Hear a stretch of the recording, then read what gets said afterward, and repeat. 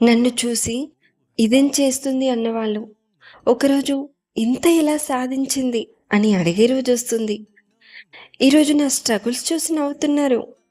రేపు నా సక్సెస్ చూసి అసూయపడతారు. కష్టపడే అమ్మాయి సైలెంట్‌గా ఉంటుంది.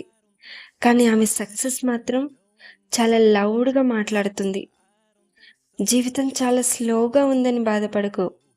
పులి కూడా వెనక్కి అడుగు వేస్తుంది జంప్ కోసం. ఎవ్వరు సపోర్ట్ చేయకపోయినా పర్లేదు.